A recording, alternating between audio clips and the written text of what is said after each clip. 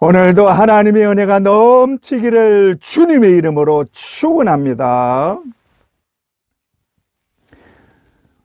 요즘 사람들이 자주 하는 말이 속도 높고 얘기할 사람이 없다고 말합니다.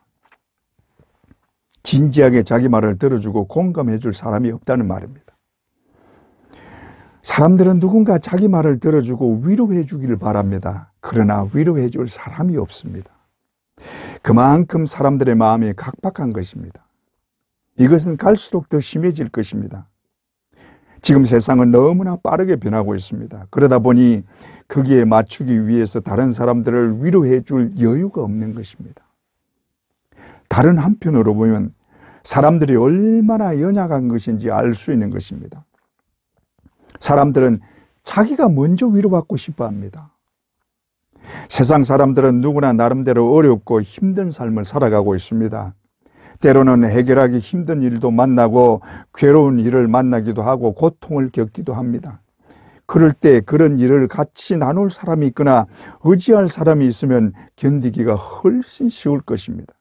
그러나 그럴 사람이 없는 것입니다. 누구를 의지할 수 있습니까? 남편을 의지할 수 있겠어요? 아내를 의지할 수 있겠어요? 그렇다고 친구를 의지할 수 있습니까? 요즘은 아내도 믿지 못하고 남편도 믿지 못하는 세상입니다. 이런 말을 하고 싶지는 않지만 세상이 그렇게 돌아가는 걸 어떡합니까? 그러니 어려움을 하소연할 데가 없고 위로받을 곳도 없는 것입니다. 뿐만 아니라 위로를 받는다고 해도 세상에서 받는 위로는 잠깐의 위로밖에 되지 않습니다. 그 위로가 고통을 없애줄 만한 위로가 아니기 때문입니다. 사람들은 위로를 한다고 하면서 너무 쉽게 얘기합니다. 왜냐? 자기가 당하는 고통이 아니기 때문입니다. 고작 위로한다는 말이 시간이 지나면 괜찮아질 거야. 그러니 조금만 참고 견뎌라. 그 말이 귀에 들어오겠어요? 지금 마음이 너무 아프고 괴로워서 숨을 쉴 수가 없는데 어떤 말이 위로가 되겠습니까? 그런데도 사람들은 너무나 쉽게 말을 하고 위로라고 하고 있습니다.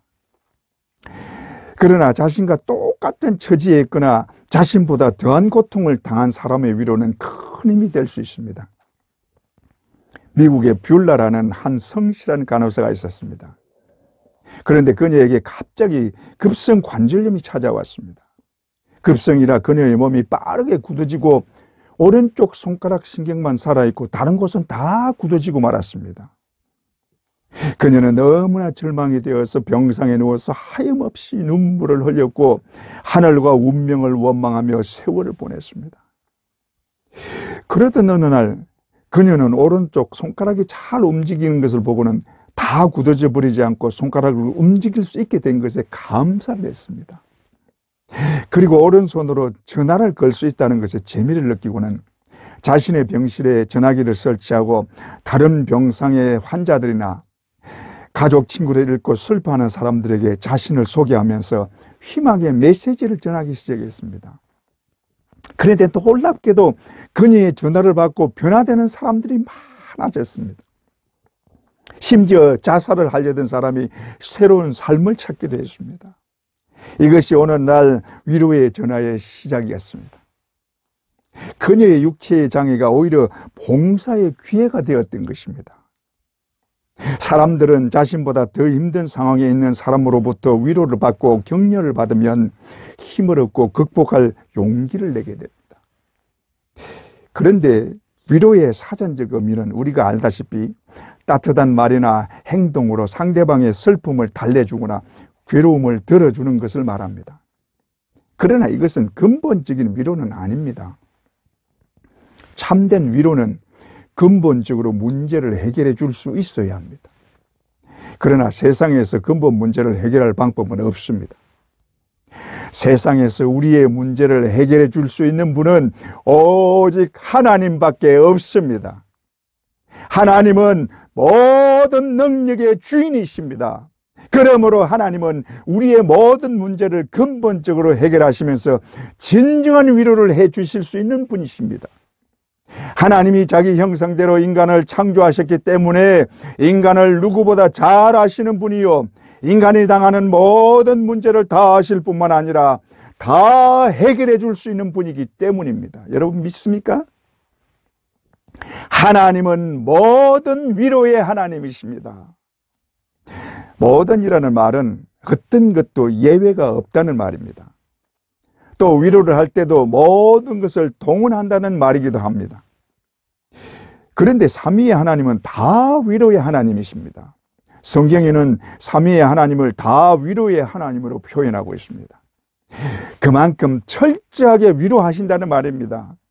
하나님은 우리를 위로하시되 삼위의 하나님이 완벽하게 위로하십니다.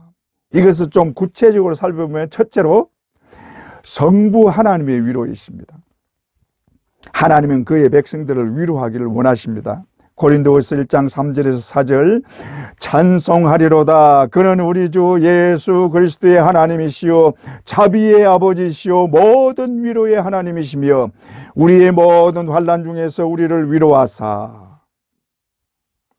하나님이 왜 그의 백성들을 위로하시느냐 하면 그만큼 세상이 살기가 쉽지 않은 것을 아시기 때문입니다. 그래서 이사야 40장에서는 내 백성을 위로하라고 말씀하십니다. 이사야 40장 1절에서 2절 너희의 하나님이 이르시되 너희는 위로하라. 내 백성을 위로하라. 너희는 예루살렘의 마음에 닿도록 말하며 그것에게 외치라. 그 노역의 때가 끝났고 그 죄악이 사함을 받았느니라. 너희는 위로하라. 내 백성을 위로하라.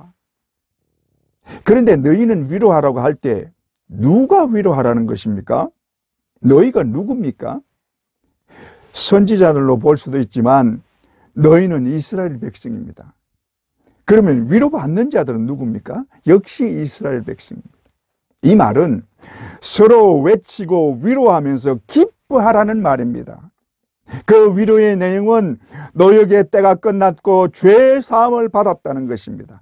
그러므로 해방을 받은 백성아 외치고 기뻐하라는 말입니다. 그렇게 외치고 서로 위로하면서 기뻐할 이유는 하나님의 구원이 임했기 때문입니다. 나 여호와가 너희를 노역에서 끝이 나게 하고 그 죄를 사하여 주노라. 그러니 너희는 그것을 외치고 위로하고 기뻐하라는 것입니다. 여러분, 이 세상에서 우리를 구하여 그 노역을 끝나게 하고 그 죄를 사함받게 하고 우리를 위로하시는 우리의 구원자는 여호와 하나님이십니다. 이사야 43장 11절 나고 나는 여호와라. 나 외에 구원자가 없느니라. 할렐루야. 하나님은 우리의 구원자이십니다. 우리는 죄악에 얽매여 오랫동안 세상과 마귀에게 종노릇하며 끌려다녔습니다. 어떤 소망도 없이 저주의 삶을 살다가 결국은 영원한 형벌을 받는 신세였습니다. 그러나 하나님의 구원이 우리에게 임했고 그 구원이 나에게도 임했습니다. 예수 그리스도를 통해 그 구원이 나에게까지 임했습니다. 이게 웬 은혜입니까? 그러므로 이것을 기뻐하고 외칠 수밖에 없는 것입니다. 우리는 하나님의 은혜로 구원을 받았습니다. 그 구원으로 영원한 생명을 받은 자들입니다. 세상에 이것보다 더 큰 은혜가 어디 있습니까? 그래서 기뻐하고 외치라는 것입니다. 너희는 위로하라. 내 백성을 위로하라. 하나님은 모든 위로의 하나님이십니다. 여러분 믿습니까? 우리 모두 어떤 상황 속에서도 하나님의 위로를 받는 복된 자들이 되시기를 주님의 이름으로 축원합니다. 둘째로 예수 그리스도는 위로 그 자체이십니다. 예수님은 인간들을 위로하기 위해 이 땅에 오셨습니다. 예수님이 이 땅에 오신 것은 하나님의 위로하심을 실제로 우리 앞에 나타내 보이신 것입니다. 예수님이 이 땅에 오셔서 사람들에게 베푸신 위로는 말로만 하는 위로가 아니라 근본적인 위로였습니다. 어떻게 보면 예수님이 하신 모든 일이 위로하는 일이었다고 볼 수 있습니다. 왜냐하면 예수님을 통해서 하늘의 소망을 갖게 되었기 때문입니다. 캄캄한 죄악 속에 예수님이 오셔서 하늘의 빛을 비춰주시고 하늘의 영광을 보게 하셨습니다. 또 예수님이 보리떡 5개와 물고기 2마리로 5,000명을 먹이신 것도 예수님께 오면 굶주리지 않게 된다는 소망을 갖게 하신 것입니다. 예수님이 오병이의 기적을 베풀자 예수님께 나오면 굶주리지 않겠구나 하는 생각을 가지는 것은 당연한 것입니다. 그리고 예수님은 실제로 그런 능력을 가지고 계신 분이십니다. 뿐만 아니라 무슨 병이든지 다 고쳐주었습니다. 예수님께 와서 고침받기를 원하는 자는 다 고침받았습니다. 모든 사람들이 꺼려하는 나병 환자도 스스럼 없이 고쳐주었습니다. 그보다 더 큰 위로는 죽은 자도 살아나게 한 것입니다. 누가복음 8장 52절에서 53절, 모든 사람이 아이를 위하여 울며 통곡하매 예수께서 이르시되 울지 말라, 죽은 것이 아니라 잔다 하시니 그들이 그 죽은 것을 아는 거로 비웃더라. 죽은 아이 때문에 울며 통곡하는 그들에게 아이를 살아나게 함으로 그 모든 슬픔이 기쁨이 되게 하셨습니다. 또 나인성 과부의 독자를 살려주셨습니다. 상녀를 따라가면서 울고 있는 과부를 불쌍히 여기고 울지 말라 하시고 그 아들을 살려주심으로 울음이 변하여 기쁨이 되도록 참 위로를 하신 것입니다. 더욱이 죽은 지 나흘이나 지나 썩은 냄새나는 나사로를 살아나게 하심으로 거기 모인 모든 자들을 놀라게 하고 하나님께 영광을 돌리게 하셨습니다. 예수님은 말로만 위로하는 분이 아니라 근본적인 문제를 해결해 주시는 우리의 진정한 위로자이십니다. 믿습니까? 무엇보다도 예수님이 이 땅에 오신 그 자체가 가장 큰 위로입니다. 예수님은 우리를 살리기 위해 포기하지 않은 것이 아무것도 없습니다. 자신의 창조주로서 영광을 포기하고 자신의 피조물인 인간이 되셨습니다. 우리는 이 사실을 너무나 쉽게 말하지만 이것은 있을 수 없는 일입니다. 영광을 받는 자리에서 멸시와 천대를 받는 자리로 오신 것을 무엇으로 설명할 수 있습니까? 죄에 대해서 심판해야 할 분이 죄인의 몸을 입었고 저주를 받았습니다. 우리를 살리려고 자신의 생명도 포기하셨습니다. 우리의 진정한 위로자가 되시려고 자신의 생명을 내어놓은 것입니다. 이것보다 더 큰 위로가 어디 있습니까? 그러므로 예수 그리스도는 우리의 완전하고 진정한 위로자인 것입니다. 여러분 믿습니까? 우리 모두 예수 그리스도를 진실로 믿음으로 진정한 위로를 받게 되기를 주님의 이름으로 축원합니다. 셋째로 성령의 위로와 충만입니다. 위로와 가장 밀접한 분이 성령님이십니다. 위로의 원어는 파라클레시스인데 옆에서 돕는다는 말입니다. 그런데 성령은 파라클레토스입니다. 이 파라클레토스는 보혜사로 돕는 자 혹은 위로자라는 말로 파라클레시스에서 온 말입니다. 그러므로 성령은 그 이름 자체에서 위로자인 것입니다. 성령은 우리를 돕게 하기 위해서 예수님이 보내신 분입니다. 그리고 예수님 자신이 계속 있는 것보다 성령이 오시는 것이 더 유익이라고 말씀하십니다. 요한복음 16장 7절, 그러나 너희에게 실상을 말하노니 내가 떠나가는 것이 너희에게 유익이라. 내가 떠나가지 아니하면 보혜사가 너희에게로 오시지 아니할 것이요 가면 내가 그를 너희에게로 보내리니. 왜 성령이 오시는 게 유익한가 하면 두 가지 이유를 찾아볼 수 있습니다. 먼저 성령의 능력을 힘입을 수 있기 때문입니다. 이것은 제자들에게서 잘 볼 수 있습니다. 제자들은 예수님이 이 땅에 계실 때는 별로 능력이 없었습니다. 제자들은 예수님의 말씀대로 복음을 전하며 병을 고치기도 했습니다. 누가복음 9장 1절에서 2절, 예수께서 12제자를 불러 모으사 모든 귀신을 제어하며 병을 고치는 능력과 권위를 주시고 하나님 나라를 전파하며 앓는 자를 고치게 하려고 내보내시며, 또 6절, 제자들이 나가 각 마을에 두루 다니며 곳곳에 복음을 전하며 병을 고치더라. 그러나 이때와 오순절 이후는 완전히 다릅니다. 오순절 성령 강림으로 성령 충만을 받은 제자들은 완전히 달라졌습니다. 그전에는 겁이 나서 숨었지만 성령을 받은 후로 어떤 것도 두려워하지 않고 담대하게 지냈고 모든 능력도 나타냈습니다. 성령의 능력으로 더럽혀졌기 때문입니다. 다음으로 성령의 내재하심과 편재하심 때문입니다. 예수님의 능력과 위로는 예수님 자신의 능력입니다. 그러나 성령의 능력과 위로는 성령 자신의 능력으로만 역사하심이 아닙니다. 물론 어떤 경우에는 성령의 역사하심을 나타내시기도 하십니다. 그러나 성령은 사람들에게 충만하게 하셔서 역사하게 하십니다. 성령은 영이시기 때문에 어디나 계실 수 있습니다. 특히 성령은 우리 안에 계시면서 우리를 실제로 도우시고 온전히 위로할 수 있는 분이십니다. 성령은 어떤 경우에는 비둘기같이 온유함으로 표현하기도 하지만 또 어떤 경우는 불같은 능력으로 역사하기도 하십니다. 이것은 성령의 다양하게 역사하심을 표현하는 것으로 어떤 때는 우리 마음을 위로하시고 어루만져 주시는 온유한 분이며 동시에 불같은 능력으로 역사하시기도 하십니다. 이 불같은 능력으로 우리로 하여금 못할 것이 없는 능력의 사람이 되게 하십니다. 또한 온유하고 겸손한 사람이 되게 하셔서 남을 진심으로 위로하게 하십니다. 그런데 이렇게 성령의 능력을 잊기 위해서는 기도하는 수밖에 없습니다. 그래서 기도하는 사람이 능력이 있는 것입니다. 여러분, 우리에게는 우리를 돕기 위해서 성령님이 우리 안에 내재하고 계십니다. 그러므로 이 성령을 홀대하거나 무시하지 말아야 합니다. 성령님이 우리에게서 역사하시도록 성령의 충만함을 덧입기를 원하고 기도해야 하는 것입니다. 우리 모두 성령의 내주와 그로 인해 오는 성령의 은혜로 위로와 충만함이 넘치기를 주님의 이름으로 축원합니다.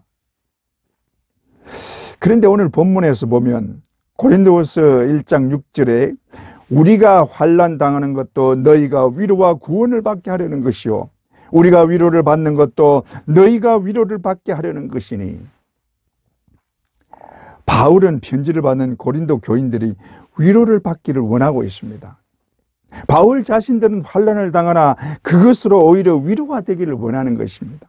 왜냐하면 그 환난과 고난 이상으로 예수 그리스도의 고난이 더 크기 때문에 그로부터 받는 위로가 더욱 넘친다는 것입니다. 고린도후서 1장 5절 그리스도의 고난이 우리에게 넘친 것 같이 우리가 받는 위로도 그리스도로 말미암아 더욱 넘치는도다. 이 말씀은 우리에게도 똑같이 적용되는 말씀입니다. 우리가 당하는 고난은 예수님의 고난에 비하면 아무것도 아니요 또 내가 환난 당하기 전에는 깨닫지 못했던 주님의 고난을 알게 되고 오히려 위로를 받게 되는 것입니다. 그러므로 예수의 고난이 오히려 위로가 된다는 것입니다. 세상은 우리를 너무나 어렵고 힘들게 만듭니다. 아무 이유도 없이 당하는 경우도 있습니다. 얼마 전 터널에서 불이 나서 사람들이 죽었습니다. 그 죽은 사람들은 어찌된 영문도 모르고 터널 속으로 들어갔다가 죽은 것입니다. 그런데 그 가족들은 얼마나 억울하고 애통할 일입니까? 그만큼 세상은 괴로운 곳이요 그래서 위로가 필요한 것입니다. 이 위로를 우리 주님이 해주십니다. 믿습니까? 만약에 우리에게 주님의 은혜와 위로가 없다면 우리는 잠시 견디기조차 어려운 것입니다. 그런데 주님의 위로가 필요한 구체적인 이유는 첫째로 우리가 눈물을 흘리기 때문입니다. 우리 주님은 우리의 눈물에 약하십니다. 그래서 눈물을 흘리는 것을 그냥 두지 않습니다. 세상은 슬픔과 한숨이 끊이지를 않는 곳입니다. 그래서 눈물이 마를 날이 없습니다. 사람은 일생 동안 웃는 날보다 우는 날이 훨씬 많다고 합니다. 사람은 태어날 때부터 울면서 태어납니다. 웃으면서 태어나는 사람은 아무도 없습니다. 태어나면서 응애하지 않고 하하하 하면서 태어나는 사람 봤어요? 태어나면서 울지 않으면 오히려 문제가 있다고 엉덩이를 때려서 울게 합니다. 그렇게 태어나서 그런지 살아가면서도 우는 게 더 익숙한 것 같습니다.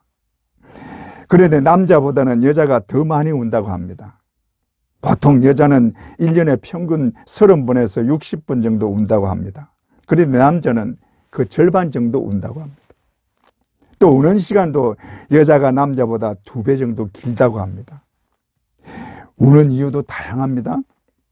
슬퍼서 우는 것 말고도 겁이 나서 울거나 무서워서 울기도 하고 기뻐서 우는 경우도 있습니다.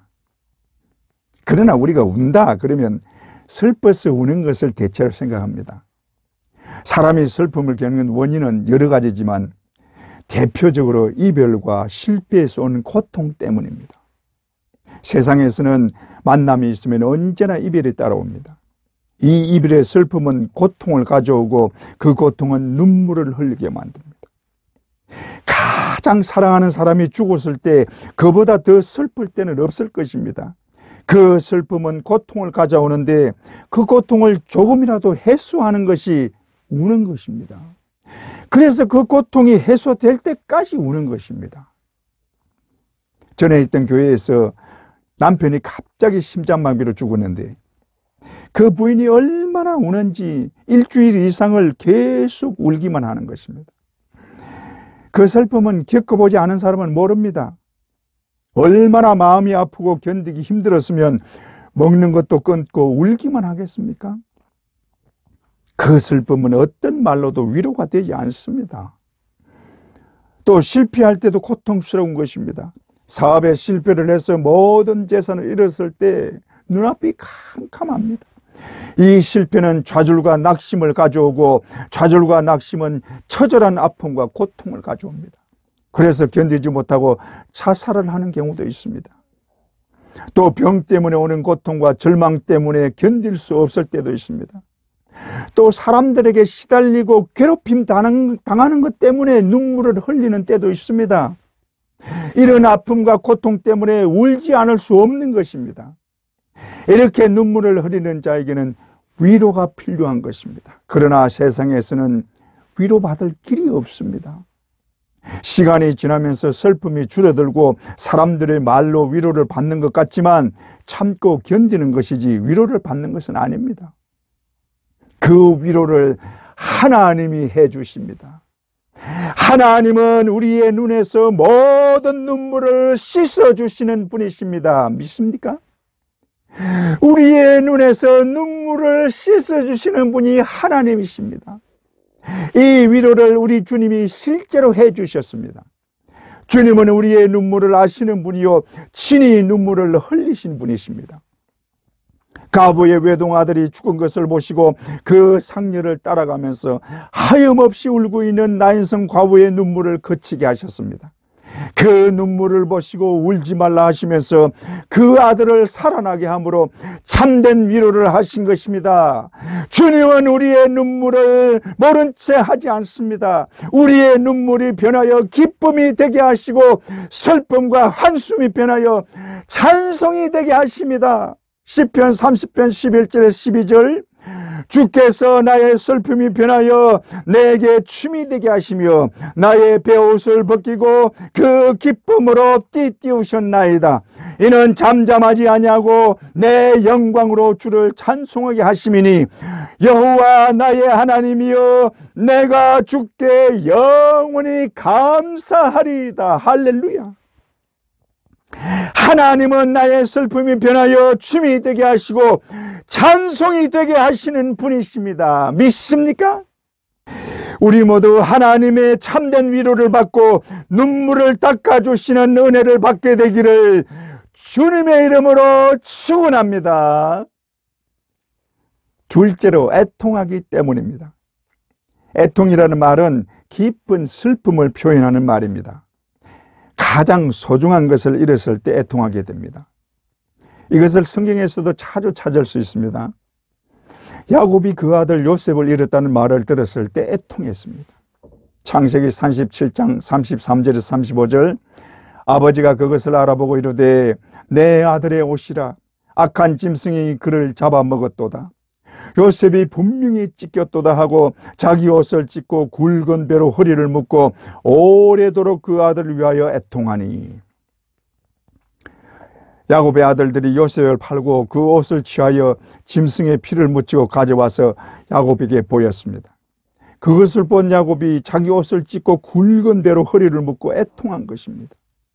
그만큼 요셉을 귀하게 여기고 애지중지했습니다. 요셉은 야곱이 가장 사랑하는 아내 라헬이 정말 어렵게 얻은 자식입니다. 거기다 그 라헬이 베냐민을 낳다가 그만 죽고 말았습니다. 그래서 더 애지중지했는데 그런 요셉이 죽고 말았으니 애통할 수밖에 없는 것입니다. 또 이스라엘이 나라를 바벨론에 빼앗기고 망할 때에도 애통했습니다. 그것을 선지자들이 이미 예언하면서 이스라엘이 돌이키기를 원했지만 결국 돌이키지 않고 망한 것입니다. 스가랴서 12장 11절 그날에 예루살렘에 큰 애통이 있으리니 먹잇도 골짜기 하드림몬에 있던 애통과 같을 것이라. 여기 하드림몬에 있던 애통은 요시야 왕이 애굽 왕 바로누고와 싸우다가 전사한 것을 말하는 것으로 이때 유대인들이 크게 슬퍼하고 애통한 것을 말하는 것입니다. 그와 같이 나라를 잃고 그처럼 애통하게 될 것이라는 것입니다. 우리도 나라 잃은 슬픔과 애통을 가지고 있습니다. 그런데 성경에서 말하는 애통은 이런 애통을 염두에 둔 것이 아닙니다. 물론 세상적인 애통도 위로를 받아야 하지만 성경에서 말하는 애통은 신앙적인 애통을 말하는 것입니다.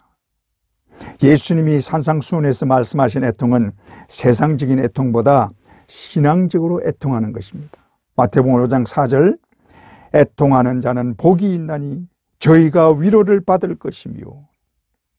예수님이 여기서 말씀하신 애통은 자신의 죄에 대한 애통과 하나님의 의를 이루지 못한 것에 대한 애통입니다. 그렇다고 세상적인 애통을 외면하시거나 무시하시지 않습니다.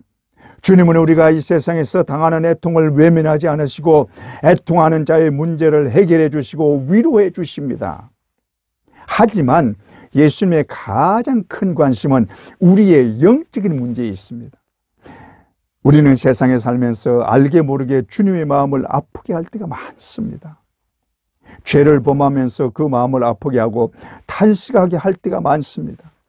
하나님께 더 가까이 나가야 하는데 그러지 못하고 있습니다. 우리는 이것에 애통할 줄 알아야 합니다. 죄를 범하면서도 그것을 아무렇지 않게 생각하는 자는 그 영이 죽은 자입니다. 내가 죄를 범했을 때 주님의 마음이 얼마나 아플까 하고 깊이 생각해야 합니다. 주님은 나의 죄를 위하여 십자가에 못 박혀 죽었습니다. 주님은 나를 살리기 위해 십자가에 못 박혔고 내가 당해야 할 저주와 고통을 내 대신 받았는데 내가 또 죄를 범하는 것이 주님의 마음까지도 아프게 하고 있는 것입니다. 이것이 주님을 다시 십자가에 못질을 하는 것입니다. 주님은 나에게 자신의 생명을 주셨는데 나는 주님의 마음을 아프게 하고 십자가에 다시 못질을 할 때가 얼마나 많습니까? 그것을 생각하면 가슴을 치고 애통할 수밖에 없고 회개의 눈물을 흘릴 수밖에 없는 것입니다. 이렇게 애통하는 자에게 하나님의 위로가 있습니다. 애통하는 자는 복이 있나니 저희가 위로를 받을 것이며. 할렐루야. 우리 모두 자신의 부족함을 알고 애통함으로 하나님의 위로를 받기를 주님의 이름으로 축원합니다. 셋째로 환난이 있기 때문입니다. 본문에서 모든 위로에 하나님께서 위로하시는데 특히 환난 중에 있는 자들을 위로하신다고 말씀하십니다. 고린도후서 1장 3절에서 4절 찬송하리로다. 그는 주 예수 그리스도의 하나님이시요 자비의 아버지시요 모든 위로의 하나님이시며 우리의 모든 환난 중에서 우리를 위로하사 우리로 하여금 하나님께 받는 위로로서 모든 환난 중에 있는 자들을 능히 위로하게 하시는 이시로다. 모든 위로의 하나님이 모든 환난 중에 있는 우리를 위로하사. 바울이 이 편지를 고린도 교회에 보낼 당시만 해도 예수 믿는 사람들을 박해할 때이므로 성도들이 당하는 환난은 쉽게 생각할 수 있는 것입니다. 초대교회에 일어났던 박해에 대해서는 우리가 많이들 잘 알고 있습니다. 초대교회 성도들은 로마로부터도 박해를 받았지만 유대인들로부터도 박해를 받았습니다. 그것이 바울의 말에 잘 나타납니다. 고린도후서 11장 24절에서 27절, 유대인들에게 40에 하나 감암매를 5번 맞았으며 3번 태장을 맞고 1번 돌로 맞고 3번 파선하고 일주일을 깊은 바다에서 지냈으며 여러 번 여행하면서 강의 위험과 강도의 위험과 동족의 위험과 바다의 위험과 거짓 형제 중에 위험을 당하고 또 수고하고 했으며 여러 번 자지 못하고 줄이며 목마르고 여러 번 굶고 춥고 헐벗었노라. 왜 40에 하나 감암매를 치느냐면 40대를 때리면 죽는다고 보기 때문에 사형 선고로 보는 것입니다. 그래서 하나 감하게 하는데 사형 선고는 아니지만 그래도 40에 하나 감암매를 맞으면 보통은 죽는다고 합니다. 그것을 5번이나 맞았습니다. 그런데도 하나님의 은혜로 죽지 않고 살았습니다. 그렇지만 그 고통이 오죽하겠습니까? 이런 환난을 초대교회 성도들이 많이 겪었습니다. 운행 경기장에 성도들을 집어넣고는 사자들을 풀어서 물어뜯게 하고 그것을 구경하면서 즐겼습니다. 네로 같은 왕은 성도들을 나무에 묶어놓고 불을 지르고는 그 불빛으로 로마의 밤거리를 밝혔습니다. 여러분, 초대교회 성도들은 이런 환난을 당하면서 신앙생활을 했습니다. 그들은 오늘이라도 죽을 수 있다는 각오를 하면서도 겁내지 않았습니다. 왜냐? 십자가에서 나보다 더 큰 고통을 당하시고 죽으신 예수 그리스도를 통해 그 모든 고통을 얼마든지 견딜 수 있는 위로를 받았기 때문입니다. 믿습니까? 그런데 환난과 고난이 지금은 없느냐? 지금도 여전히 환난과 고난은 있습니다. 이 세상은 바람과 파도가 쉼없이 일어나는 바다와 같은 곳입니다. 이 바다에 외로운 배 한 척이 가고 있습니다. 그게 바로 우리의 모습입니다. 언제 폭풍을 만날지도 모르고 언제 큰 파도가 덮쳐서 배를 위협할지도 모릅니다. 이런 폭풍과 큰 파도에 자칫하면 배가 뒤집힐 수도 있습니다. 그래서 안간힘을 쓰는 것입니다. 이게 우리의 이 세상의 삶인 것입니다. 그러나 그 배에 우리 주님이 오시면 모든 것은 해결되는 것입니다. 그 힘들고 괴로운 삶에 주님이 찾아오셔서 상처나고 쓰라린 우리 마음을 어루만져 주시고 상한 심령을 고쳐주십니다. 믿습니까? 주님은 우리의 환난과 고난을 모르는 분이 아니요 알고도 모르는 척하는 분도 아닙니다. 주님은 그 환난과 고난을 보시고 우리를 찾아오시는 분이십니다. 주님은 찾아오시는 분이십니다. 주님이 찾아오셔서 그 폭풍과 큰 파도를 잔잔하게 해주십니다. 여러분 믿습니까? 이런 은혜가 우리에게 넘치기를 주님의 이름으로 축원합니다. 그러나 우리가 세상의 삶이 힘들고 어렵다고 하지만 그보다 더 힘든 것은 세상과 마귀와의 싸움입니다. 이 싸움의 성패는 영원히 사느냐 영원히 죽느냐 하는 싸움입니다. 그러니 어떤 싸움보다 더 큰 싸움이요 더 큰 시련입니다. 그런데도 우리는 이 싸움을 대수롭지 않게 생각합니다. 이 싸움은 눈에 보이지 않기 때문에 남의 일인 것처럼 생각합니다. 그러나 우리가 분명히 알아야 할 것은 이 세상에 힘든 것은 잠깐입니다. 하지만 마귀와의 싸움은 우리가 죽을 때까지 결코 끝나지 않는 싸움이요 이 싸움의 결과는 영원한 고통이냐 영원한 영광이냐를 판가름하는 것입니다. 그러니 어떤 싸움보다 중요하고 치열한 것입니다. 마귀는 어떻게 하든지 우리를 타락하게 하려고 합니다. 거짓 선지자들 통해서 거짓 복음을 전하고 잘못된 길로 이끌고 있습니다. 여러분은 여기에 대해서 얼마나 깨어 있습니까? 또 교묘하게 속인 마귀의 속삭임도 있습니다. 그 정도는 괜찮아. 그 정도는 죄가 아니야. 한 잔 정도는 마셔도 돼. 그래서 그 유혹에 넘어져서 술을 마시게 되고 불륜을 저지르고 간음을 하고 하는 것입니다. 우리는 이런 유혹들을 이겨내야 하고 이런 것들과 싸워야 합니다. 그러므로 우리가 제대로 신앙생활을 하려면 초대교회만큼이나 힘들고 어려운 것입니다. 그러므로 기도해야 하고 성령의 도움을 구해야 하는 것입니다. 기도하지 않고 성령의 도움 없이는 마귀와 싸워서 이길 수 없습니다. 여러분, 세상과 마귀를 절대로 쉽게 보면 안 됩니다. 마귀는 우리를 지옥으로 끌고 가려고 수단 방법을 가리지 않는데 거기에 대해서 아무런 대비가 없다면 넘어질 수밖에 없는 것입니다. 그래서 베드로는 깨어라고 경고합니다. 베드로전서 5장 8절, 근신하라, 깨어라. 너희 대적 마귀가 우는 사자같이 두루 다니며 삼킬 자를 찾나니. 여러분, 마귀는 우리를 넘어지게 하는데 최선을 다합니다. 얼마나 열심인지 모릅니다. 그러나 우리가 주님과 함께 하기만 하면 마귀가 아무리 설쳐도 우리는 기어코 승리합니다. 왜냐하면 나를 구원하신 우리 주님이 그 모든 싸움을 이기고 승리하셨기 때문에 우리의 승리는 보장된 것이기 때문입니다. 요한복음 16장 33절, 이것을 너희에게 이르는 것은 너희로 내 안에서 평안을 누리게 하려 함이라. 세상에서는 너희가 환난을 당하나 담대하라. 내가 세상을 이기었노라. 할렐루야. 우리가 믿는 예수 그리스도가 세상과 마귀를 이겼었기 때문에 우리는 주님의 도우심과 위로하심으로 반드시 이기고 승리하는 것입니다. 여러분, 믿습니까? 그런데 왜 주님이 우리를 도우시고 위로하시는 것입니까?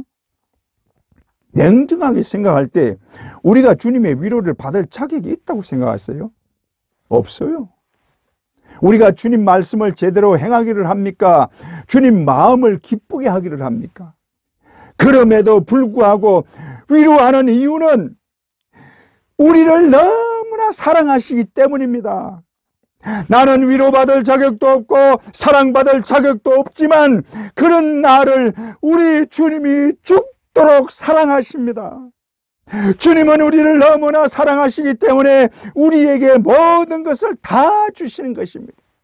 그 사랑 때문에 우리에게 아낀 것이 아무것도 없습니다. 그 사랑 때문에 자신의 생명을 바쳤는데 뭘 아끼겠습니까? 그러기 때문에 우리의 슬픔과 괴로움, 환난과 고통을 그냥 지나치지 않는 것입니다. 그 사랑 때문에 우리를 언제나 지키시고 혹시나 잘못되지 않도록 항상 동행하시고 손잡아 이끌어 주시는 것입니다. 뿐만 아니라 성령을 보내서 우리 안에 내주하게 하시고 어떤 일이 있어도 우리를 지키고 돕게 하신 것입니다. 우리가 이런 사랑을 받고 있는 것입니다. 그러나 우리가 이런 사랑을 받을 자격이 있어서 받는 것이 아닙니다. 다 같은 죄인 중에서 하나님이 우리를 택하여 예수 그리스도를 나의 구주로 믿게 하셨고 자기 자녀 삼아 주셨습니다.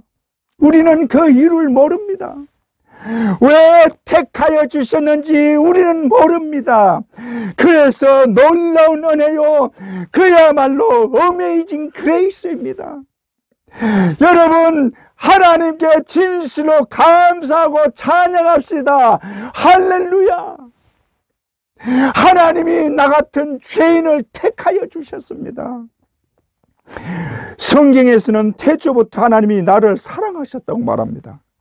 에베소서 1장 4절, 곧 창세전에 그리스도 안에서 우리를 택하사 우리로 사랑 안에서 그 앞에 거룩하고 흠이 없게 하려고. 한마디로 말하면 태초부터 우리를 사랑하셨다는 말입니다. 이것을 어떻게 믿을 수 있느냐? 그 사랑 때문에 십자가의 구속을 깨달았고 그 사랑 때문에 내가 구원을 받은 것입니다. 믿습니까? 그러므로 그렇게 사랑하신 사랑이기 때문에 우리가 환난과 고난 당하는 것을 절대로 그냥 내버려 두지 않습니다. 하나님은 우리를 사랑하십니다. 그 사랑으로 우리에게 참된 위로를 하시는 너무나 좋으신 우리 아버지이십니다. 하나님은 모든 위로의 하나님이십니다. 찬송하리로다. 그는 우리 주 예수 그리스도의 하나님이시요 자비의 아버지시요 모든 위로의 하나님이시며, 할렐루야. 이 하나님의 사랑과 위로가 우리 모두에게 충만하기를 주님의 이름으로 축원합니다.